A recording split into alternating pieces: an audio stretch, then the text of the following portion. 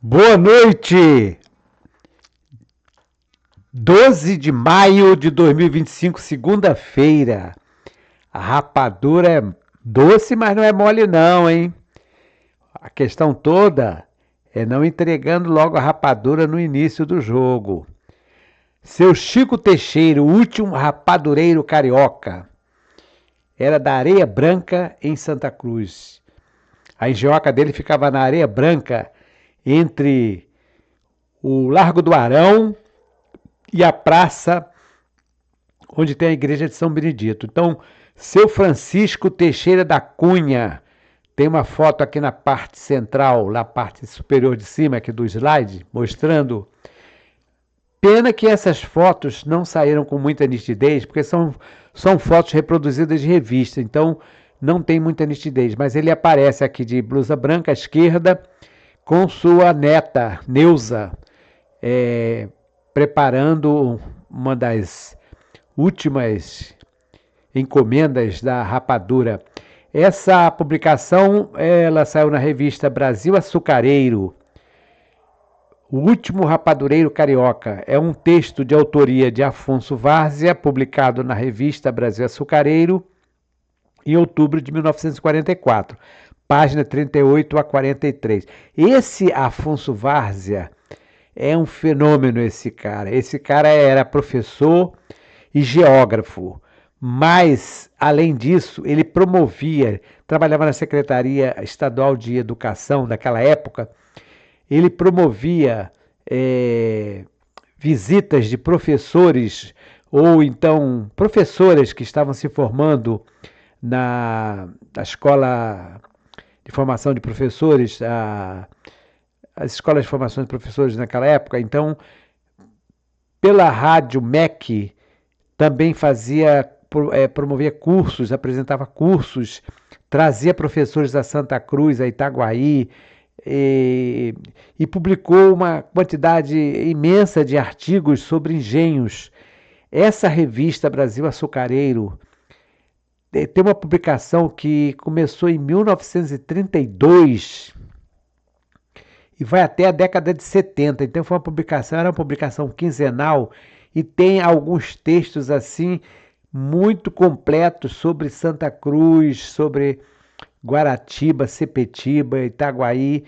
Ele era um pesquisador muito voltado para essa questão da produção do açúcar. Essa revista, como vocês estão vendo, pelo próprio nome Brasil Açucareiro, era ligada ao Instituto Nacional do Álcool, da Açúcar e do Álcool, né? Então, hoje, seu Chico Teixeira, ou seu Francisco Teixeira, ou seu Velho Teixeira, o último rapadureiro carioca, ele era da Areia Branca, em Santa Cruz. O professor e geógrafo Afonso Várzea começa o teu texto fazendo uma abertura primorosa, referindo-se à imensa quantidade de engenhos existentes na região, na antiga zona rural. Não apenas na zona rural, mas isso ele está falando, como ele está falando aqui do século XVIII, 1767, que é a Carta Topográfica da Capitania do Rio de Janeiro, de autoria do cartógrafo Manuel Vieira Leão. Ela está aqui à direita da imagem. Então, nesse texto, ele fala sobre esses engenhos. Se vocês observarem bem, tem aqui a localização da fazenda de Santa Cruz, um pouquinho para a esquerda, na parte de cima, e aqui diversos engenhos existentes aqui na região de Guaratiba. Pela restinga da Marambaia, vocês podem ter uma ideia de que nós estamos falando. Então, Campo Grande um pouco acima, onde tem esta letra C, e à direita já Guaratiba. Os famosos mapas do sargento-mor Manuel Vieira Leão, governador da fortaleza do Castelo de São Sebastião, os melhores da capitania do Rio de Janeiro no século XVIII, atestam, por meio das esplêndidas cópias existentes no Instituto Histórico e Geográfico Brasileiro, na Mapoteca do Itamaraty e na Biblioteca Nacional. Vejam que ele fez pesquisas em 3 instituições de renome, todas 3. A Mapoteca do Itamaraty é uma preciosidade em termos de cartografia.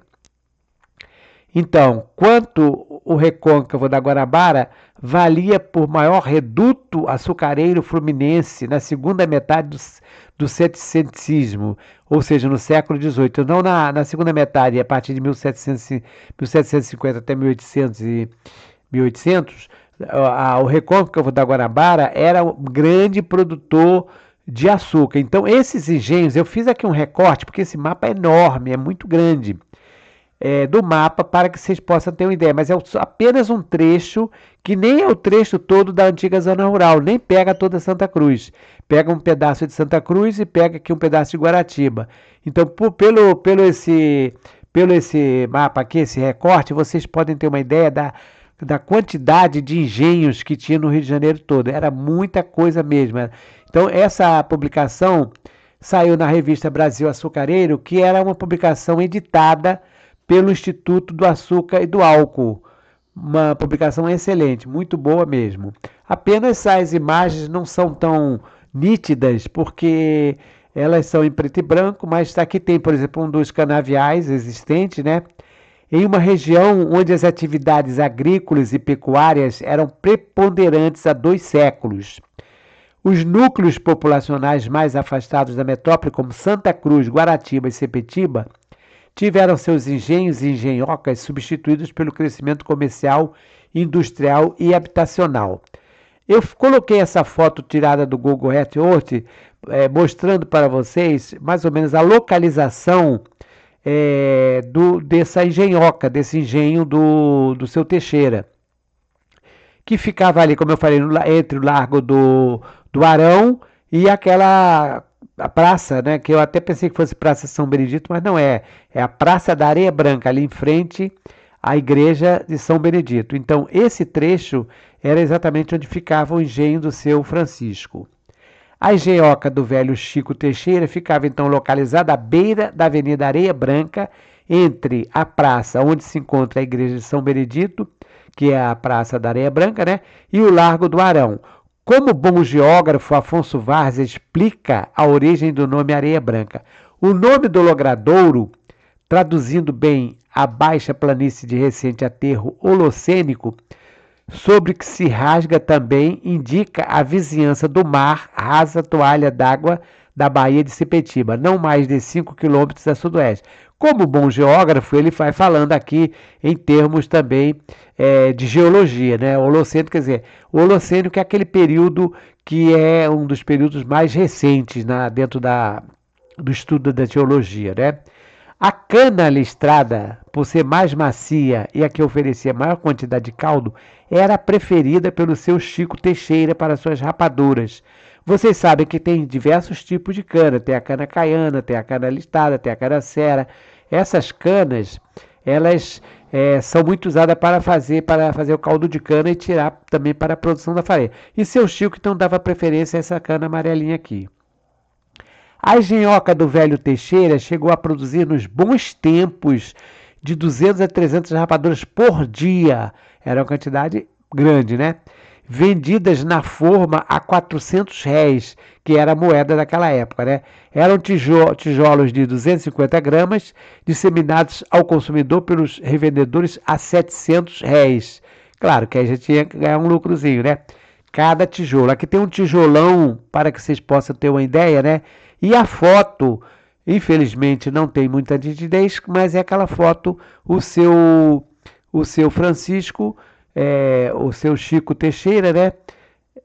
Com a ajuda da sua neta Neuza, o velho Francisco Teixeira da Cunha, o último rapadureiro carioca, arma as formas do doce alimento, enquadrada pelos 2 recipientes de cobre. O tacho pela frente da moça e à direita do veterano fabricante do sertão do Distrito Federal, uma beirada da taxa. É uma foto que foi publicada num livro que ele tem, Geografia do Distrito Federal. Aliás, é um livro muito bom, porque tem diversos artigos de geografias e tem algumas biografias, como, por exemplo, tem a biografia do Manuel Gomes Acha, tem também do Freire Henrique, como é o nome dele? o botânico lá Sivaldo, tá ficando fraquinho de memória, né? Francisco Freire Alemão de Cisneiros, vem lá a memória que vai puxar. Era um botânico, então ele também está nesse livro Geografia do Distrito Federal.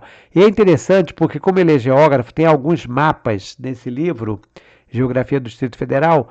Claro que alguém quiser procurar vai ter que buscar no sebo, naqueles sebos pela internet, né? Tem uns mapas mostrando a parte da orografia, a parte também dos relevos, inclusive com os estudos de geologia, porque ele era realmente um pesquisador de geologia. O professor Afonso Várzea esteve visitando a Engenhoca da Areia Branca em 1944, quando entrevistou Francisco Teixeira da Cunha, que naquele ano estava encerrando a sua tradicional produção, tornando-se então o último rapadureiro carioca. Então, exatamente quando ele foi fazer a entrevista, o seu Francisco já estava se despedindo.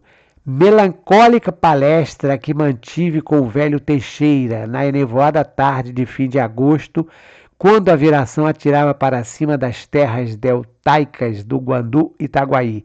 Massa, densa mistura, névoa seca, fumaça das queimadas, que boiava havia dias sobre o golfão da Ilha Grande, transbordando para o Atlântico além da Marambaia. Vejam que linguagem bonita de um poeta que é geógrafo. Confessou o encanecido rapadureiro que este ano, quer dizer, 1944, encerrava sua atividade hereditária. Nos doces tijolos, devido ao absurdo preço da lenha, apenas com a ponta de contentamento de haver sido o derradeiro de toda uma constelação rapadureira bem viva ao fim do século passado, com alegres engenhos a produzir pela Baixada desde as serras da Capoeira Grande de Inhoaíba, pelos dois lados da Serra da Paciência, até para lá das calhas dos Guandus, alastrando-se além das lindas Fluminenses em roda de Itaguaí e pela frente do paredão da Serra do Mar, confrontante com Belém. Ou seja, ele pega a parte da geografia toda, ele vai descrevendo a geografia toda, para dizer que o seu Chico Teixeira estava se despedindo, embora melancólico, né? Mas de certa forma com um pouco de satisfação por ter sido, pelo menos ele foi o último. E tem uma foto também aqui, infelizmente sem nitidez, mostrando a moenda. Seria tão bom que pudesse ter a foto com mais nitidez. A moenda do último rapadureiro carioca, o engenho do velho Teixeira, que funcionou até o ano passado na estrada da Areia Branca, cerca de 3 quilômetros a sueste da estação de Santa Cruz. O engenho antigo, mais perto, foi o do Mato da Paciência, obra de 4 quilômetros, a nordeste daí.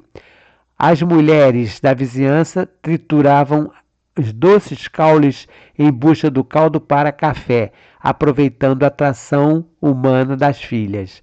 Foto da Geografia do Distrito Federal, que é o livro que eu acabei de comentar, do professor Afonso Várzea. Então, essas fotos,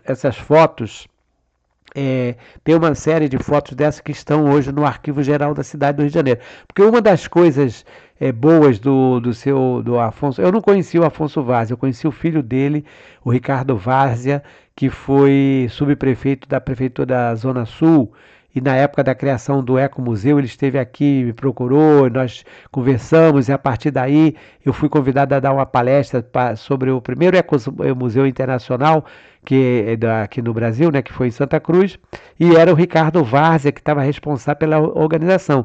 E por intermédio da filha dele, a Mariana Várzea, eles souberam do NOP, e como eu era o coordenador do NOP, e eles sabiam do meu trabalho, eu fui convidado então para participar da fundação do Ecomuseu, porque tem muita gente aí que diz que foi fulano, foi ciclano que participou, nem conhece metade da missa, mas então, apenas abrindo parênteses aqui, o Ricardo Várzea, então, era filho do Afonso Várzea, e o Afonso Várzea, embora eu não tenha conhecido ele pessoalmente, pelo legado que ele deixou de livros e de mapas e estudos, é uma coisa incrível, merece uma apresentação Daqui a pouco eu estarei fazendo. E o acervo dele, uma parte, ficou no Arquivo Geral da cidade. Como ele publicava muitos artigos em revistas, em jornais, tem uma grande parte também no Arquivo Nacional. Tem um fundo, como eu falei outro dia do fundo de Santa Cruz, da Fazenda Nacional Santa Cruz, falei também do fundo do jornal Correio da Manhã, tem também um fundo chamado Fundo Afonso Várzea. E nesse fundo Afonso Várzea tem documentos que foram produzidos por ele. Quer dizer, felizmente ele deixou a ordem para a família fez essa doação. Então hoje nós temos esse material que pode ser pesquisado. E tem aqui no Rio também uma escola que presta homenagem a ele, Escola Municipal Professor Afonso Várzea. Ele não foi totalmente esquecido. Conforme escreveu Afonso Várzea no início do seu texto, havia grande quantidade de engenhos e de engenhocas em toda a chamada zona rural. Deixa eu logo explicando aqui a diferença entre engenhos e engenhocas. Os engenhos eram os maiores, aqueles que produziam de tudo. Produziam açúcar, produziam melado, produziam rapadura. E a engenhoca já era um pouquinho menor, mas não deixava de produzir também. Mas em geral, as engenhocas produziam um produto só. Então, na toda a zona rural. Essa zona rural que nós estamos falando aqui, ela pegava, porque nós falamos em triângulo, quando nós falamos em triângulo carioca, o triângulo da zona rural, corresponde a Santa Cruz, Guaratiba e Campo Grande. Mas a zona rural se estendia também mais adiante, por exemplo, Realengo, Bangu e por aí. Então, finalizando a matéria, esse texto, né, o geógrafo cita outros rapadureiros que, da mesma forma como seu Chico, também haviam encerrado seu trabalho produtivo, como foi o caso do Leopoldo Lideri, que era um alemão, depois disse que era russo, né? O Chico Neiva, veteranos colegas daquele que foi o último rapadureiro carioca. Alguns desses rapadureiros haviam sido seus fraternos amigos e a ternura de saudades de Francisco Teixeira da Cunha, principalmente para Chico Neiva e para o Paladino, fazia coisa de 20 anos, figurando entre os melhores canavieiros lá na Baixada do Rio do Campinho, em roda da Fazenda dos Palmares. Precisamente entre Santa Cruz e a Fazenda dos Palmares, primeiramente à margem da estrada do estrada do Morro do Ar, né? Depois, ao lado de uma pista arenosa, serpenteando ao sul da estrada de Manguariba.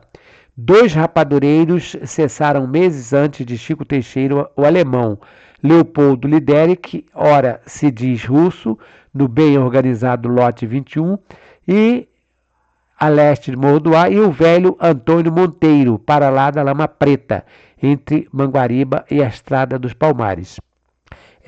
Tanto a Estrada da Lama Preta como a Estrada do Morro do Ar, eu conheci muito bem, porque como eu trabalhei ali na Escola Ponte dos Jesuítas, muitas vezes eu passava ali pela Lama Preta. Aqui tem a casa onde morou o último rapadureiro, na estrada da avenida, né?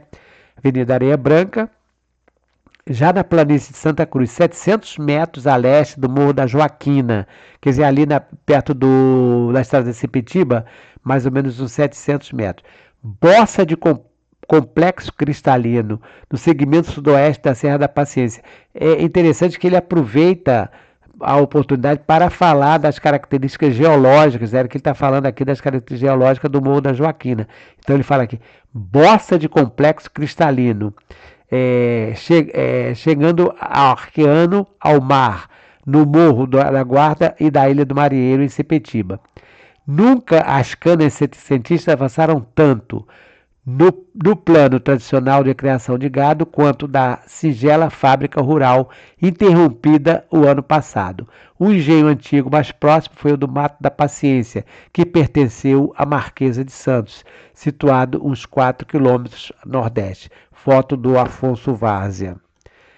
Rapadura como a cachaça, o melado, o açúcar mascavo. O açúcar mascavo é produzido, porque tem muita gente que pensa que o açúcar mascavo é produzido a partir da rapadura, mas não é, é um estágio diferente do resultado da rapadura. E todos esses produtos continuam sendo fabricados em várias regiões do Brasil. Aqui mesmo pertinho em Paraty, Angra dos Reis, até mais que Mangaratiba e Itaguaí deve ter também alguns pequenos engenhos, né? E Campos, na Ilha Grande ainda produz a rapadura. E no Nordeste, para vocês terem uma ideia, a Prefeitura do Recife começou a produzir pílulas de rapadura, doce típico do sertão nordestino, feito com caldo de cana-de-açúcar, que serão usados como complemento da merenda escolar de alunos da rede estadual. Aqui tem a foto de um laboratório, ou melhor, o texto, né? O título: Laboratório produz pílulas de rapadura para merenda escolar. É o texto de Fábio Guibu, publicado da Folha de São Paulo. Ele é representante da agência da Folha em Recife. A rapadura é uma fonte de energia rica em carboidrato. Eu penso que eu não posso comer porque eu sou diabético, não posso tomar caldo de cana nem comer rapadura. Já comi muita rapadura com farinha.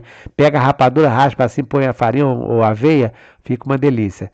E queijo de coalho com rapadura, olha que delícia também.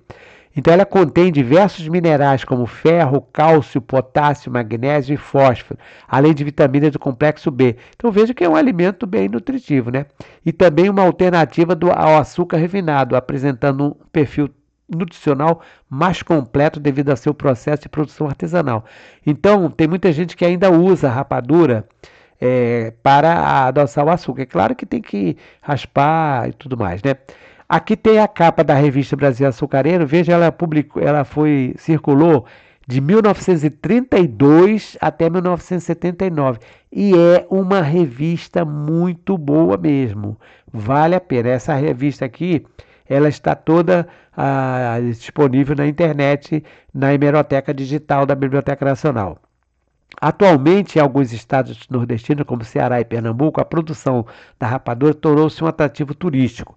Eu mesmo tirei umas fotos aqui, deixa eu mostrar aqui também, da minha contribuição.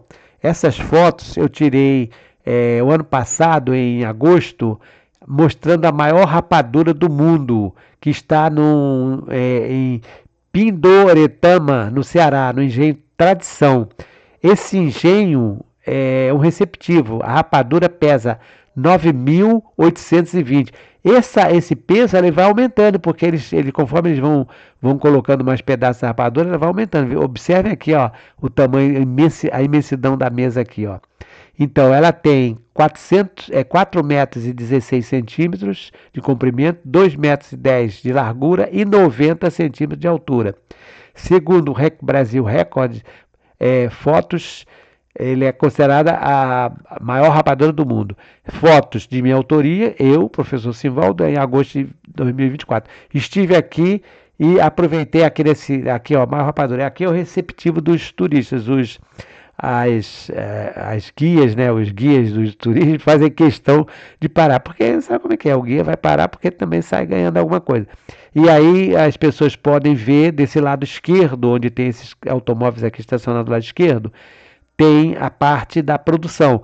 Então tem um balcão, os turistas podem chegar e observar. Então vejam que hoje a rapadura tornou-se um atrativo turístico. E é claro, essa parte da porta maior aqui é a loja.